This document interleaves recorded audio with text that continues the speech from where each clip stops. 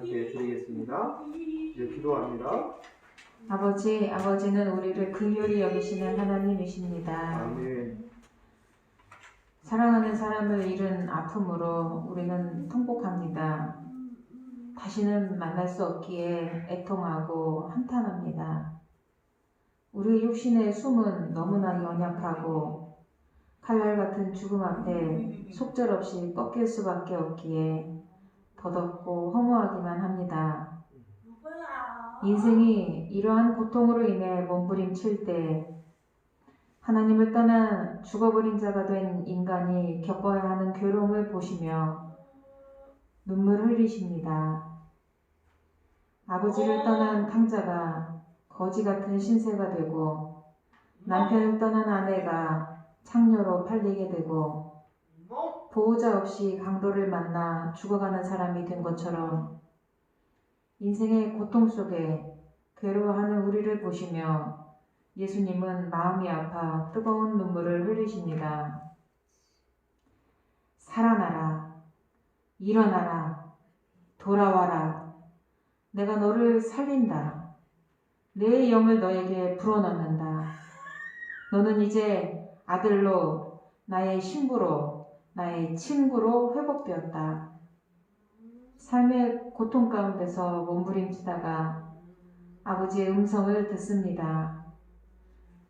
아, 이 생명이 다가 아니지?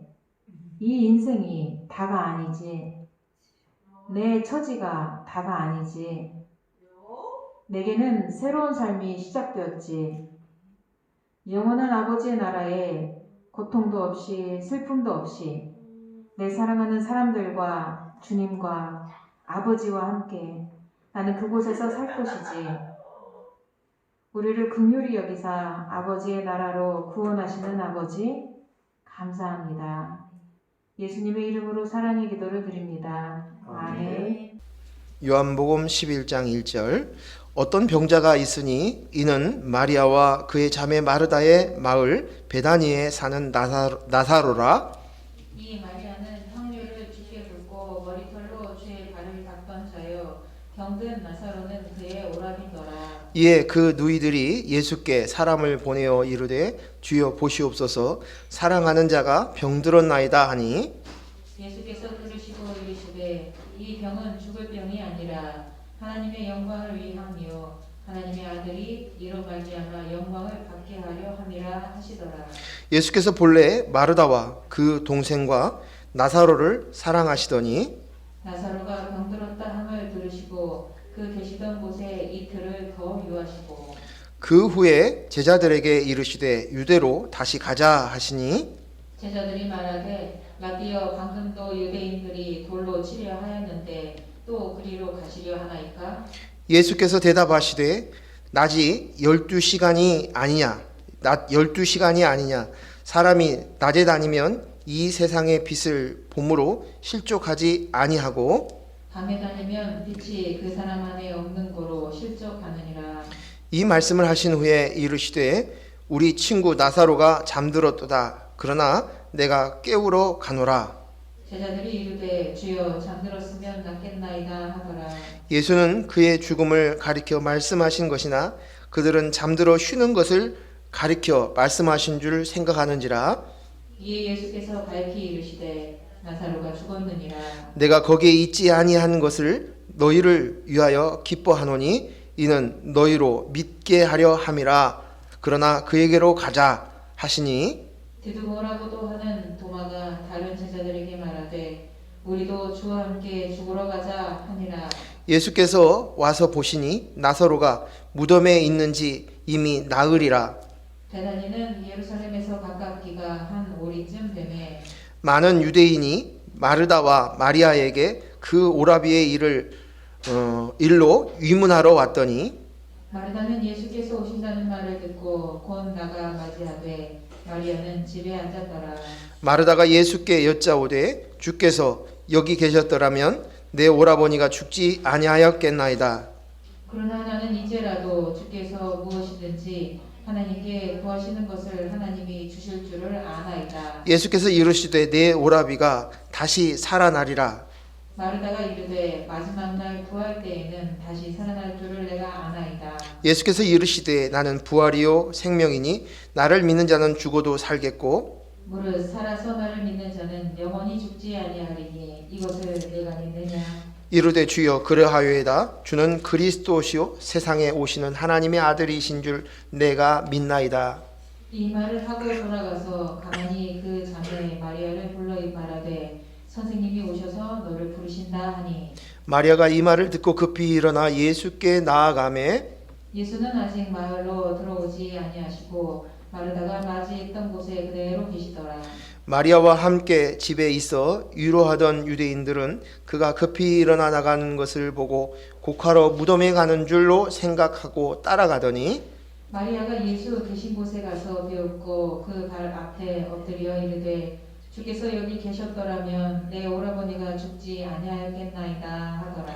예수께서 그가 우는 것과 또 함께 온 유대인들이 우는 것을 보시고 심령이 비통히 여기시고 불쌍히 여기사 이르시되 그를 어디 두었느냐 이르되 주여 와서 보옵소서 하니 예수께서 눈물을 흘리시더라. 이에 유대인들이 말하되 보라 그를 얼마나 사랑하였는가 하며 그중 어떤 이는 말하되 맹인의 눈을 뜨게 한 이 사람이 그 사람을 죽지 않게 할 수 없었더냐 하더라. 이에 예수께서 다시 속으로 비통히 여기시며 무덤에 가시니 무덤이 불이라 돌로 막았거늘 예수께서 이르시되 돌을 옮겨 놓으라 하시니 그 죽은 자의 누이 마르다가 이르되 주여 죽은 지가 나흘이 되었음에 벌써 냄새가 나니이다. 예수께서 이르시되 내 말이 내가 믿으면 하나님의 영광을 보리라 하지 아니하였느냐 하시니 돌을 옮겨 놓으니 예수께서 눈을 들어 우러러 보시고 이르시되 아버지여 내 말을 들으시는 것을 감사하나이다. 항상 내 말을 들으시는 줄을 내가 알았나이다. 그러나 이 말씀하옵는 것은 둘러선 무리를 위함이니 곧 아버지께서 나를 보내신 것을 그들로 믿게 하려 함이니이다. 이 말씀을 하시고 큰 소리로 나사로야 나오라 부르시니 죽은 자가 수족을 배로 동인 채로 나오는데 그 얼굴은 수건에 쌓였더라. 예수께서 이르시되 풀어 놓아 다니게 하라 하시니라. 아멘. 오늘 예수님의 눈물이라는 제목을 가지고 말씀을 나누겠습니다. 제가 운전을 하는 가운데서 이제 청취자들이 보낸 사연을 소개하는 그런 프로그램이 있었습니다. 그 라디오를 제가 듣게 되었는데 그 한 사연이 59세에 드신 한 여성분이 보낸 사연이었습니다. 이 여성분은 요즘 TV에서 나오는 드라마 중에 39이라는 그런 제목의 드라마가 있는데 그것을 보면서 자기의 인생을 한번 뒤돌아본 이야기들을 이렇게 사연으로 썼습니다. 9살 때, 19살 때, 29살, 39살, 49살, 그리고 59살. 그때그때의 상황들을 이렇게 쭉 회고해 놨습니다. 그리고 그 시절에 있었던 사건이라든지 그때 받았던 느낌을 기록하였고 지금 59세가 된 지금 자신의 마음과 생각을 정리하면서 앞으로의 다시 올 10년 후에 69세를 기대하는 내용들이 쭉 기록되어 있습니다. 그녀가 이야기하는 내용 중에 이런 이야기가 있었습니다. 과거 자신은 어렸을 때는 부유했었지만 그 이후에 아버지의 실패로 인해서 또 남편의 무능함으로 인하여서 그것으로 인해서 계속된 어려움들을 겪어서 그때마다 계속적으로 부모를 원망하고 부모가 사업에 실패해서 많이 배우지 못했었던 그런 원망 탓 그리고 또 남편의 무능함으로 인해서 겪어야 했던 그 짊어진 인생의 어려움들로 인해서 그 남편에 대한 원망과 분노 이런 것들을 쏟아 놓았습니다. 그런데 그의 인생을 돌아보던 그 인생을 바라보던 그 눈이 이제 59살의 나이가 되고 나서부터는 그것이 누구의 탓이고 누구 때문이 아니라 내 인생을 온전하게 내 인생으로 받아들이고 그걸 볼 수 있는 눈을 갖게 되었다. 그래서 지금은 굉장히 편안하다. 그리고 마음이 불편함들이 없어졌고 그리고 앞으로 있을 69세가 된 내 인생이 기대가 되어진다. 그리고 오늘처럼 이 마음처럼 그대로 잘 살 수 있을 것이다 라는 내용의 사연을 이렇게 써서 보낸 것을 제가 듣게 되었습니다. 저는 그 이야기를 들으면서 제 생각에 저 자신을 포함해서 내 주위에 있는 사람들의 모습들을 한번 돌아봤습니다. 우리는 인생을 바라보면서 내 뜻대로 되지 않고 내 바람대로 되지 않았을 때 그 원인을 나 자신에게서 찾기보다는 누군가의 잘못 때문에 내가 내 인생이 이렇게 꼬였어. 내가 이렇게 힘들었어. 내가 어려웠어. 그래서 내 인생에 대한 문제가 있다. 또 아쉽다. 부럽다 하는 생각이 들어오게 되고 또 비교하게 되어지는 것을 보게 됩니다. 우리는 그냥 그런 모습들을 보면서 저 사람은 너무 피해의식이 강해 라고 얘기를 하죠. 그런데 그 인생이 너무 버겁고 힘들기 때문에 그렇게라도 하지 않으면 그 인생을 부여잡고 살 힘이 없었을 수도 있습니다. 그래서 누구를 원망하고 탓하고 불평하고 하나합니다. 그런데 이러한 모든 것들을 보면 인생에 대해서 자기가 내 인생은 내 것이야 라는 이 생각들이 갖고, 그리고 내 인생은 절대 실패해서는 안 돼, 망가져서는 안 돼, 잘못되어서는 안 돼 라는 생각도 있고, 그리고 그 인생이 그냥 오롯이 내 인생으로만 보는 게 아니라 내 주위에 있는 사람들과 자꾸 비교하면서부터 어려움을 갖게 되어집니다.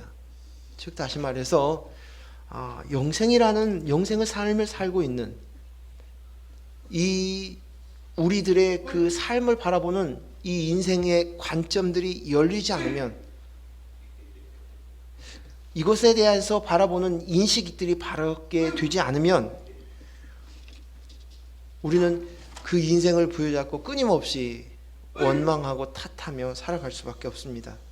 내 인생이 잘 되어야 하는데 잘 되지 않고 다른 사람과 비교해보니 남들을 비해 가난한 부모님 때문이고 무능한 남편 때문이고 IMF 때문이고 내 형제 때문이고 한없이 원망을 쏟아지고 남 탓을 합니다. 그러면 이러한 인생은 단언컨대 이야기하는데 절대 평안을 얻을 수 없습니다. 안식도, 만족도, 안정감도, 행복감도 느낄 수 없습니다. 남 탓하면 절대 하나님의 나라에 들어갈 수 없습니다. 하나님 나라의 언저리에서만 돌 뿐이지 그 안에서 하나님 나라에서 주는 평안과 안식, 세상에 알 수도 줄 수도 없는 그 평안을 우리가 누릴 수 없다는 것입니다. 누구 때문이라고 하는 마음이 내 속에 있는 동안은 결단코 내 인생을 정확히 냉정하게 객관적으로 볼 수 없고 끊임없이 그 상처를 부여앉으면서 앉아 사는, 그 상처만 부여안고 사는 불쌍한 인생이 될 수밖에 없다는 것입니다. 그저 병들어 일찍 죽은 남편이 원망스럽고 남편의 병을 제발 낫게 해달라고 하나님께 그렇게 간절히 기도했는데 들어주신 그 하나님이 원망스럽고 나쁘고, 하나님 어떻게 당신이 이럴 수 있습니까? 이거 하나님 잘못이잖아요. 하나님 때문에 내 인생이 이렇게 잘못되었습니다. 이렇게 탓하기도 합니다. 그래서 하나님 앞에 부채를 쥐어줍니다. 반대로도 그렇습니다. 반대의 경우 예수 그리스도의 십자가의 은혜 앞에 하나님의 사랑을 깨달았습니다. 그것을 알고 난 다음에 또 반대의 경우 내가 하나님 앞에 부채의식을 가지고 내가 하나님을 위해서 무엇을 했고 하나님의 영광을 위해서 무엇을 했고 내가 이 빚진 마음을 어떻게 갚을고 하는 부채의식도 갖는 경우도 있습니다. 그런데 이것은 공통적으로 똑같습니다.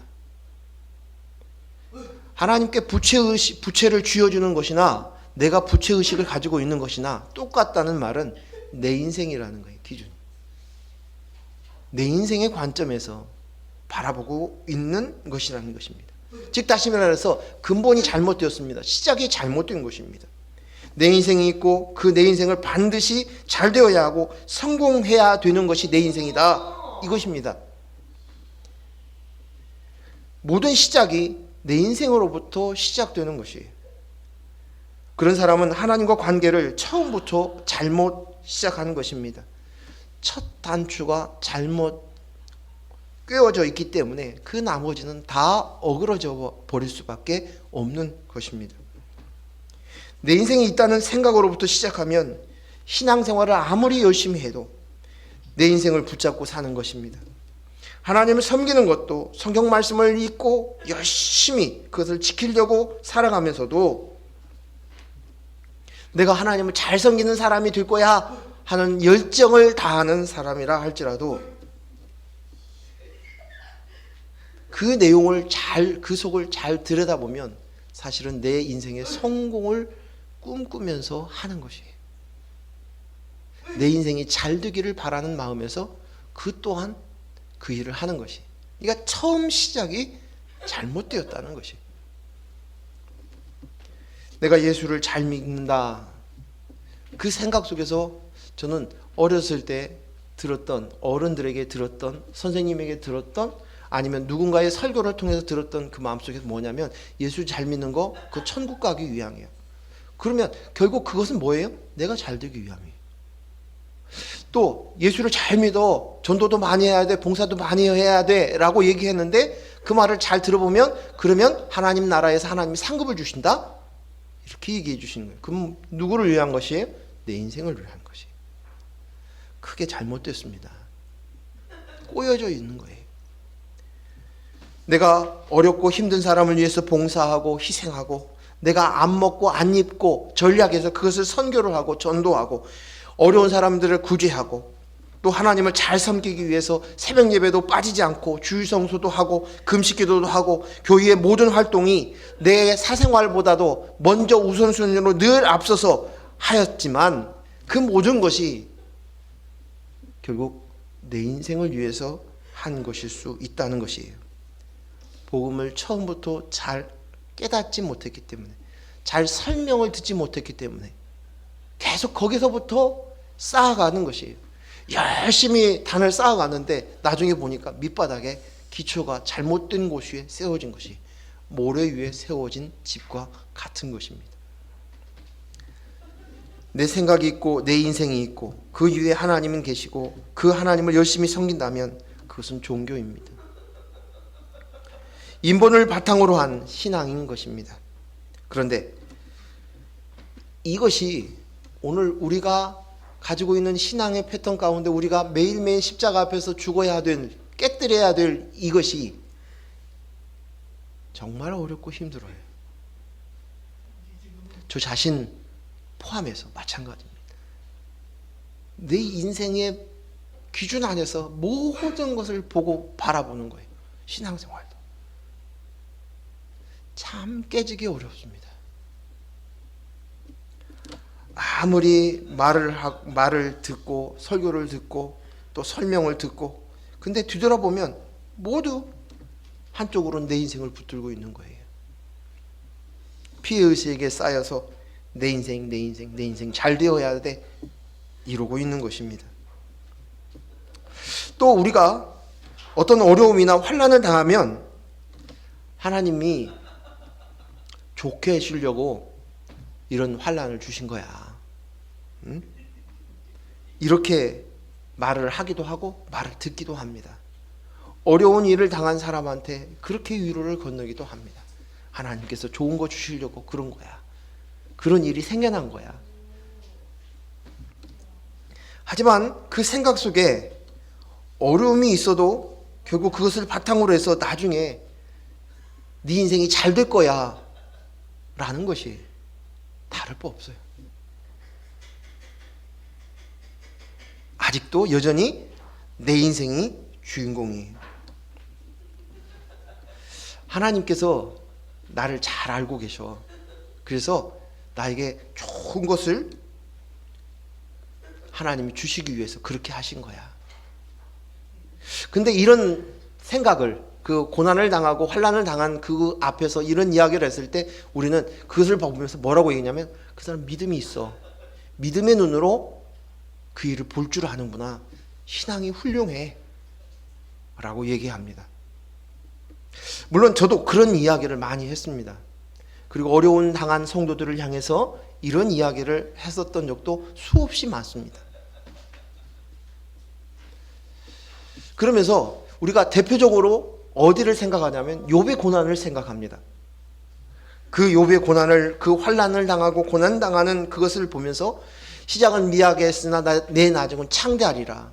이 말씀을 부여잡는 것이, 이 일을 지나고 나면, 이 환난을 통과하고 나면 하나님께서 너에게 좋은 거 주시려고 그러는 거야. 그래서 이 고난을 준 거야 라고 이야기합니다. 내 인생에 어려움을 닥쳐도, 주위 사람이 어려움을 닥쳐도 그렇게 생각하려고 하고 그렇게 또 말을 합니다. 하나님이 당신에게 더 좋은 거 주시려고 이런 어려움이 있는 거야. 하지만 고난과 역경을 바라보며 생각하는 그 밑바탕에는 여전히 절대 포기할 수 없는 내 인생이 있고 내 인생이 잘 될 것이야 라는 이것으로 위로와 위안을 받는 거예요. 안 그렇습니까? 우리는 우리의 모든 환난이나 문제를 보며 자기가 이 환난의 이유가 납득이 되어야 되고 그 환난의 이유, 고난의 이유를 내가 설명할 수 있어야 그때서야 고개를 끄덕끄덕해요. 우리의 교만이 그렇습니다. 피조물인 우리가. 그래서 고난에는 이유가 있다라고 믿습니다. 설사 지금 내가 그 이유를 다 납득할 수는 없지만 분명히 하나님은 무슨 이유가 있을 거야. 그래서 그 이유가 있으니까 이런 환난을, 이 어려움을, 이 고난을 주신 것이야. 그래서 내가 그것을 다 납득하지 못하지만 나는 하나님을 믿어. 이것을 우리는 믿음의 눈이라고 표현을 해요. 근데 이것이 잘못됐다는 걸 제가 지금 이야기하고 있는 거예요.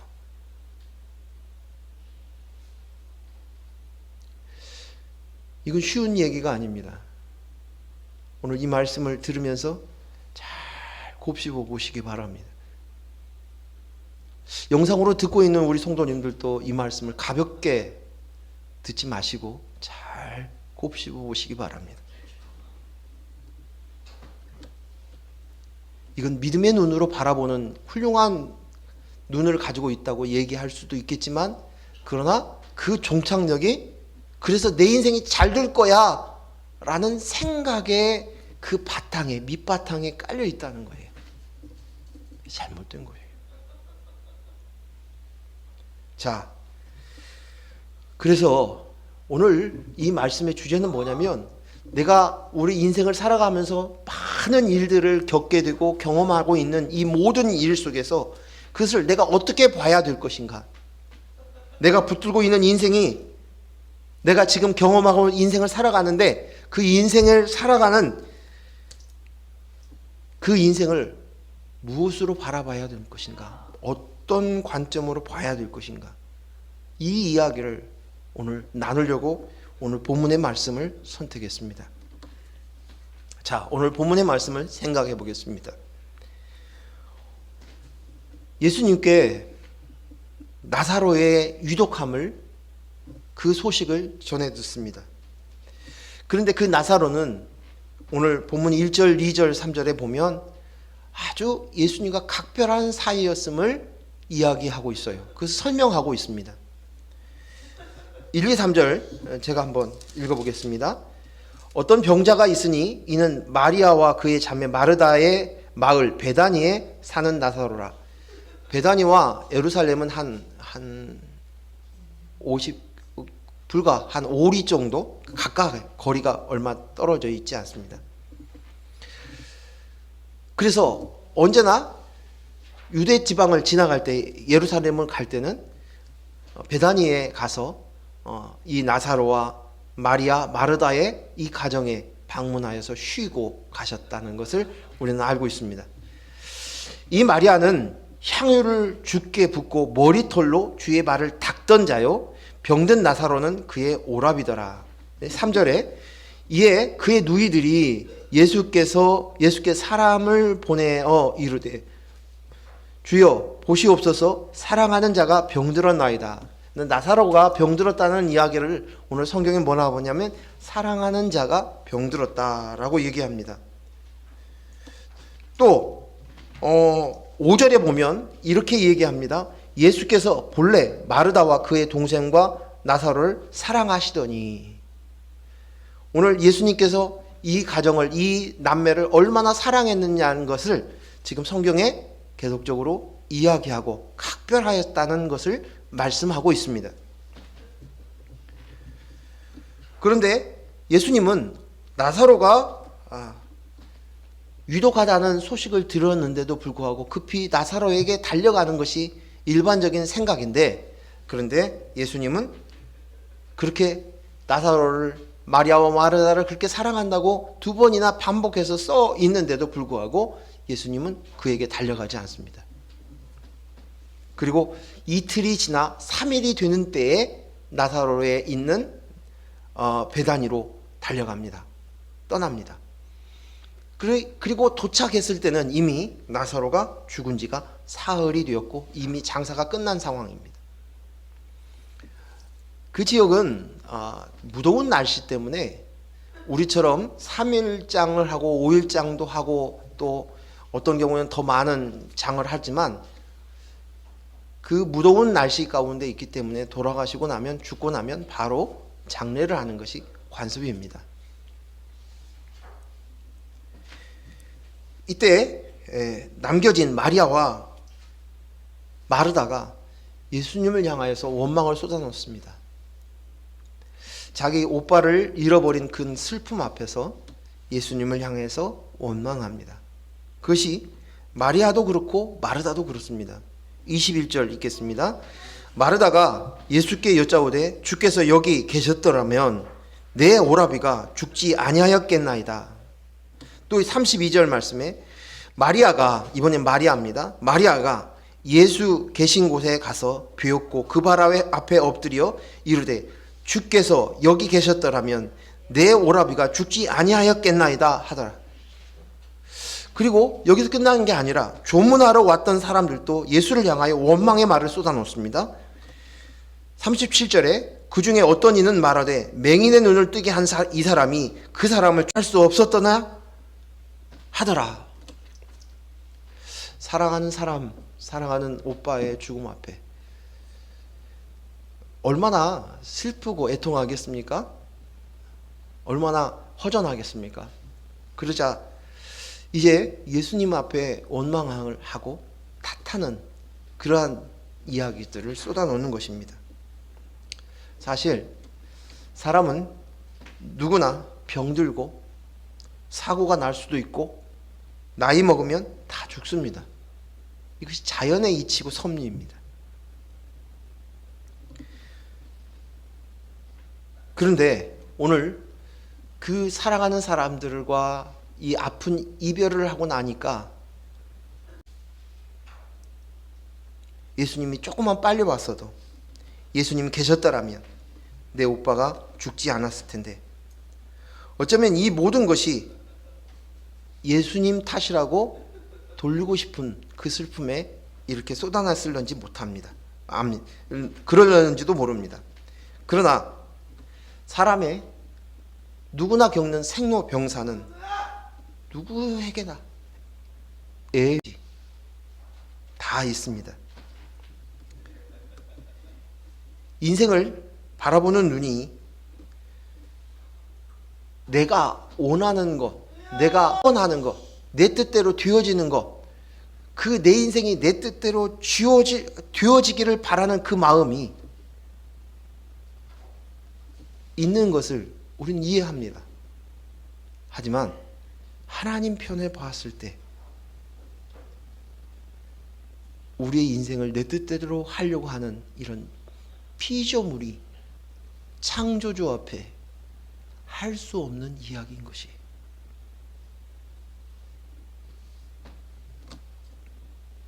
자연의 질서 앞에서도 내 인생은 특별해야 되고 달라야 되고 내 인생은 잘 되어야 하고 내 인생이 굉장히 중요합니다. 그래서 하나님이 만드신 자연의 원칙과 섭리를 인정하려고 들지 않는 것입니다.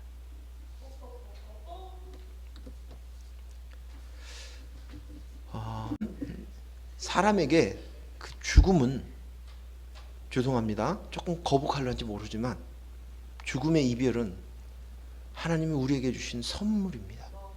제 생각에. 왜냐고요?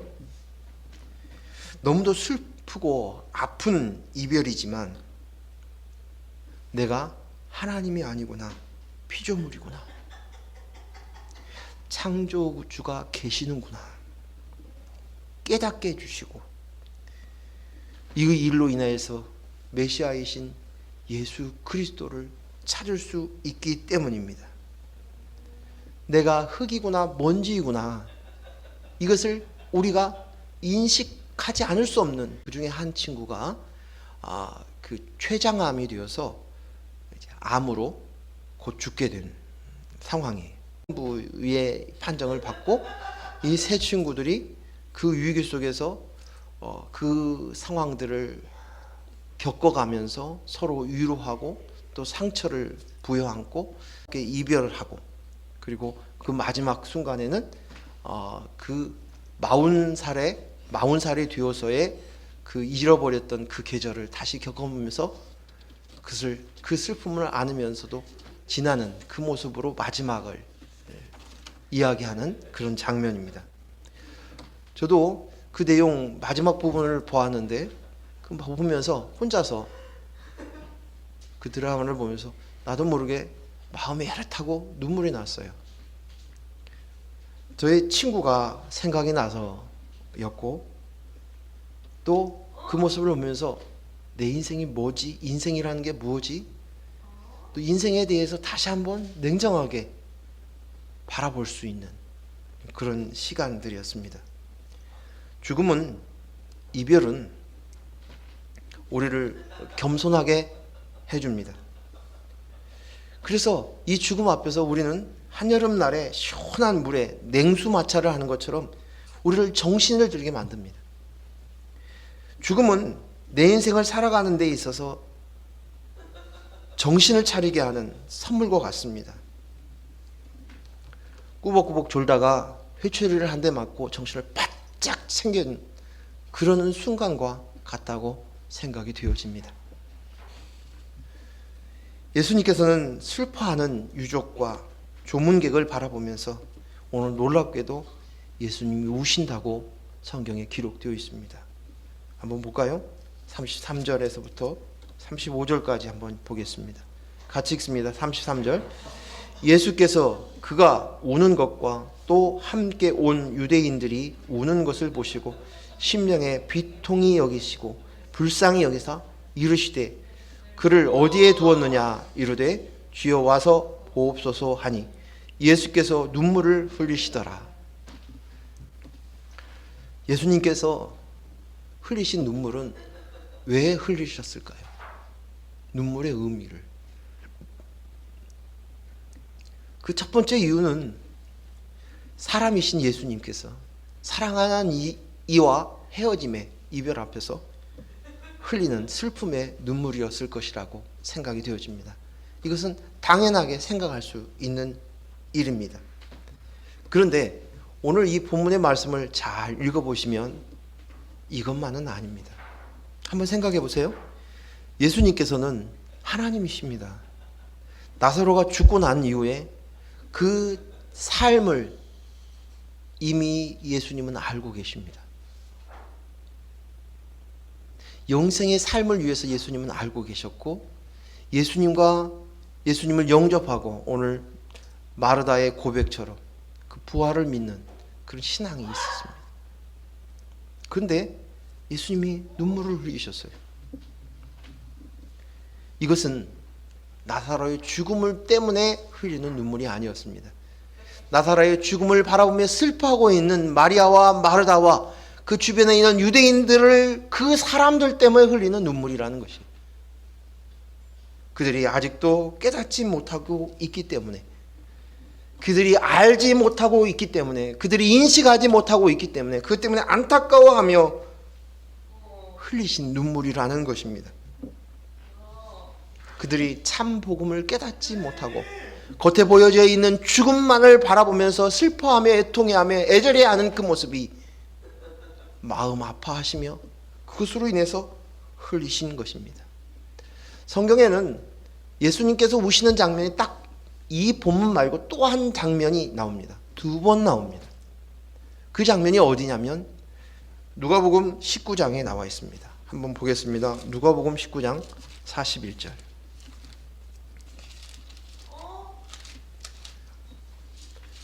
누가복음 19장 41절 44절까지 우리 같이 한 목소리를 읽겠습니다. 누가복음 19장 41절. 가까이 오사 성을 보시고 우시며 이르시되 너도 오늘 평화에 관한 일을 알았더라면 좋을 뻔하였거니와 지금 내 눈에 숨겨졌도다. 날이 이를지라 내 원수들이 토둔을 쌓고 너를 둘러 사면으로 거두고 또 너와 및 그 가운데에 있는 내 자식들을 땅에 메어 치며 돌 하나도 돌 위에 남기지 아니하리니 이는 내가 보살핌을 받는 나를 알지 못함을 인함이라 하시니라.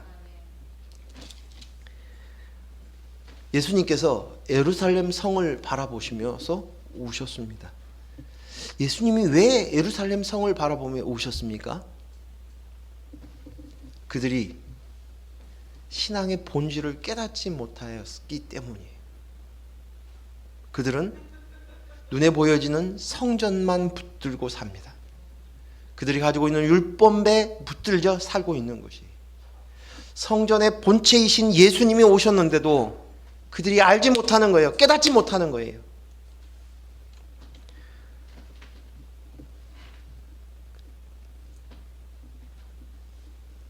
성전을 붙들고 그저 하나님께 열심을 쏟아붓고 하나님을 섬기는 그 모습 앞에 안타까워서 흘리신 눈물인 것입니다. 그들이 깨닫지 못한 그 신앙의 본질, 성경을 통해서 쭉 이야기하고 있는 복음의 핵심, 그들은 깨닫지 못하는 거예요. 오늘 말씀의 누가복음의 이 말씀처럼 그대로 예수님이 예언한 대로 예수님이 승천하신 이후에 로마의 티토 장군에 의해서 예루살렘 성은 완전히 회파되었고 성전은 돌 위에 돌이 하나도 남아있지 않게 다 망가졌습니다.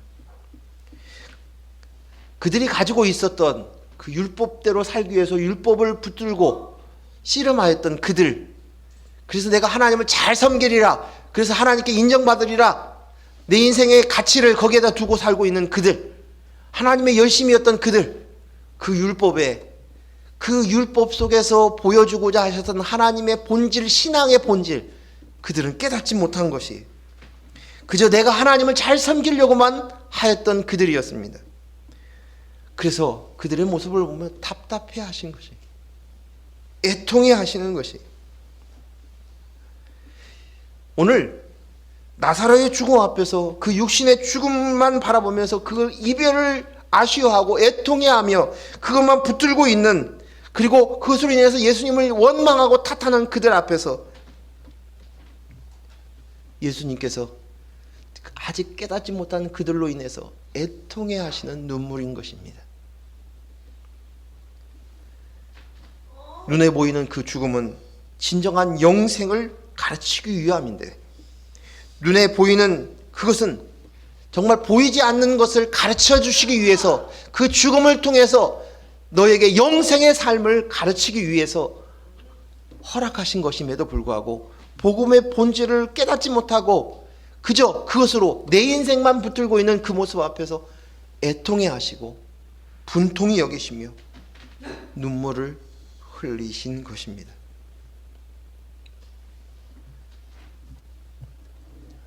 (41절) (42절에) 이런 예수님께서 이런 말씀을 하시죠. 보겠습니다. 41절. 돌을 옮겨 놓으니 예수께서 눈을 들어 우러러 보시고 이르시되 아버지여 내 말을 들으시는 것을 감사하나이다. 항상 내 말을 들으시는 줄을 내가 알았나이다. 그러나 이 말씀을 하옵는 것은 둘러선 무리를 위함이니. 누구를 위해서? 예수님을 위함이 아니라 둘러선 무리를 위함이요 곧 아버지께서 나를 보내신 것을 그들로 믿게 하려고. 성경의 본체, 주인, 그 율법을 통해서 가르쳐 주신 율법을 너희가 지킬 수 없지. 그렇지. 이제 그 율법의 완성이신, 율법에서 이야기하고자 하신 예수님이 드디어 왔어. 산떡이신 그분이 오셨어. 예수를 믿게 하기 위함이라는 것이. 죽음에서 끝나고 죽음밖에 생각지 못한, 육신의 죽음밖에 생각지 못하는 그들을 향해서 깨트리는 나사로의 죽음과 함께 그것으로 인해서 부활, 다시금 살려내는 그 과정을 통해서, 그리고 그 이후에 예수님께서 십자가에 못 박혀 죽으시고 3일 만에 부활하시는, 그래서 우리에게 영생이 있음을 가르쳐 주시기 위함이라는 것입니다. 나사로의 죽음도 실상을 보기 위해서 허락하신 것이, 진짜 보이지 않는 그 실상, 예수 그리스도를 영접해서 진짜 눈에 보이지 않는 것, 내 영, 그리스도의 영, 성령이 계셔야만 된다는 것을 가르치기 위함이었습니다. 사랑하는 귀한 성도 여러분, 오늘 우리가 당하는 모든 사건과 모든 일들, 그 일들은 내가 내 인생이 잘 되기 위해서 허락하신 것이 아니라 우리를 깨닫고 알게 하시기 위해서, 복음을 깨닫게 하기 위해서 허락하신 것입니다.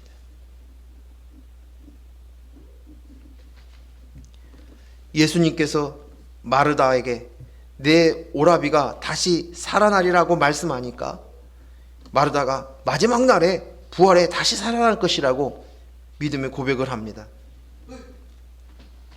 그때 분명하게 말씀하십니다. 예수님께서 오라비의 죽음을 통해서 가르치고자 하셨던 그 핵심적인 말씀이 25절, 26절이에요.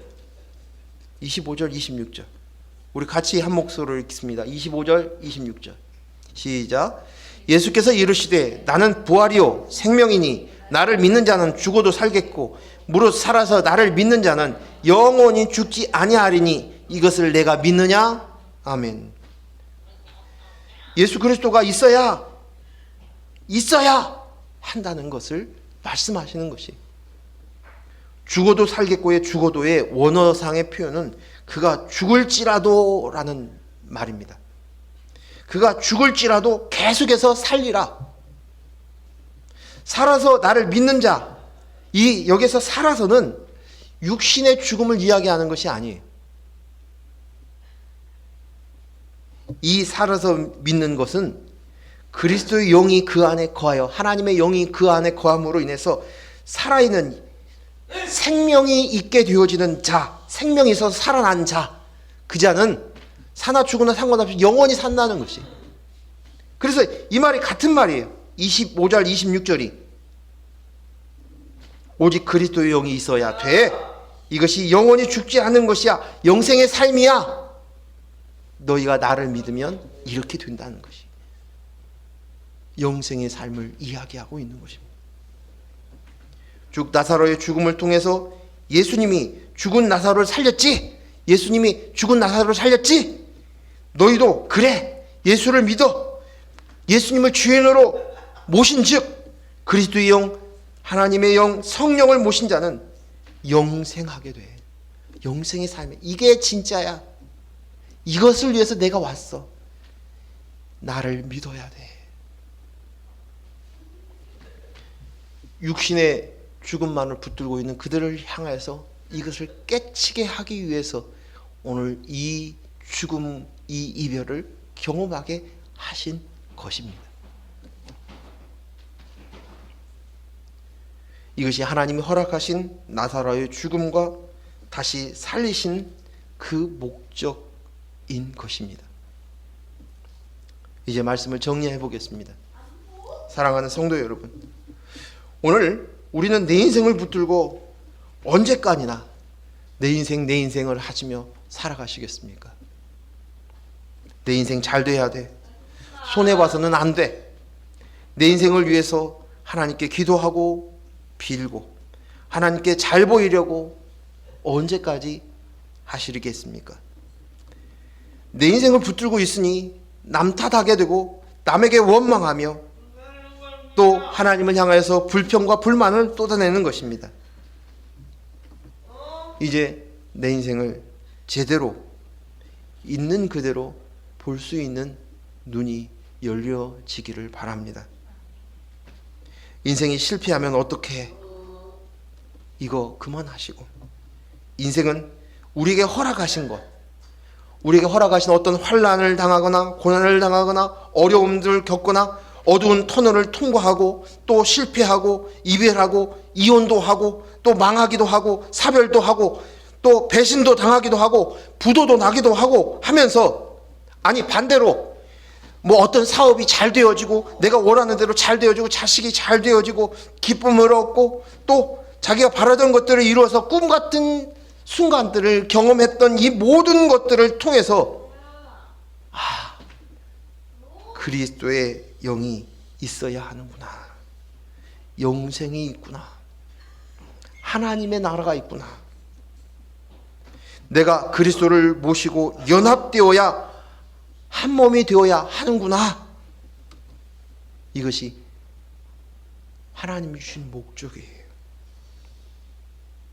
마침내 우리를 통해서 이루시기를 원하셨던 그것, 그 영생의 삶, 하나님과 영원히 살기를 원하시는구나, 하나님께서 이 목적이시구나, 이것을 깨닫게 하기 위함입니다. 우리는 예수님의 눈물을 보았습니다. 그런데 이 두 번의 눈물은 동일한 같은 눈물이셨습니다. 육신의 애달픈 슬픔으로 인한 그것이 아니라 아직도 내 인생을 붙들고 내 인생에 갇혀서 살고 있는, 몸부림치고 있는 이들, 그들이 일주일이면 몇 번씩 금식을 하고 그리고 성경을, 율법을 그렇게 달달달 외우고 암송하고 구제하고 남을 돕고 이렇게 인격을 수련하는 그런 모습 속에서 그 안타까운 그 모습을 본 것입니다. 그리스도의 영이 없으면 아무것도 아니야. 예수를 내 속에 주인으로 모시지 않으면 안 돼. 이것입니다. 오늘 우리의 삶 속에서도 오늘 예수님께서 어쩌면 눈물을 흘릴 수 있습니다. 죄송한 얘기지만 내 인생을 이야기하고 있을 때 이것을 통해서 복음을 깨닫기 위해서 주신 거야 라고 얘기하면 서운하고 아쉬울 수도 있습니다. 그리고 목사인 저도 그 말씀을 잘 깨닫지 못하고 이해하지 못하는 그분 앞에 그 말을 이야기하지 못해서 용기가 없어서 말을 못하고 오는 순간도 많이 있습니다.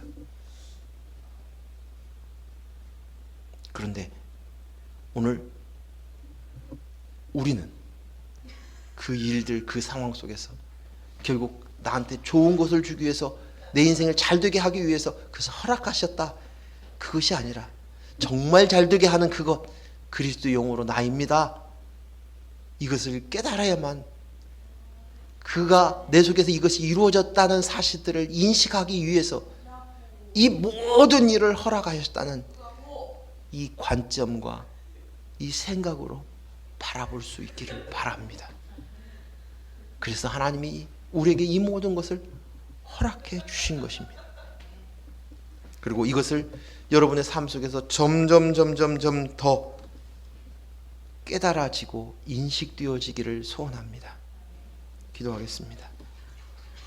하나님 아버지, 감사합니다. 오늘 모든 것을 내 인생의 관점에서 보고 판단합니다.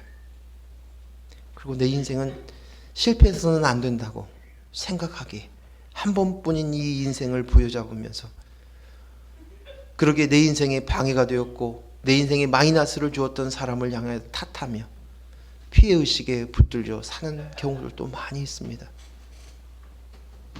우리도 과거 그렇게 살아왔습니다. 하지만 이제 인생을 객관적으로 바라볼 수 있기를 원합니다. 오직 예수 그리스도의 은혜가 아니면, 예수님이 아니면 우리는 죽을 수밖에 없고 그저 빈 그릇으로, 흙으로, 먼지로 사라질 수밖에 없는 존재인 것들을 깊이 인식하고, 내가 피조물인 것을 알고 창조주이신 아버지 우리 하나님을 깨달을 수 있는 저희들이 되게 하여 주시옵소서. 모든 삶의 여정 가운데서 순간순간 복음을 깨달아 알아 하나님을, 예수 그리스도를 더 깊이 알고 인식하고 모셔드리는 삶을 살게 하여 주시옵소서. 예수님 이름으로 기도했습니다. 아멘.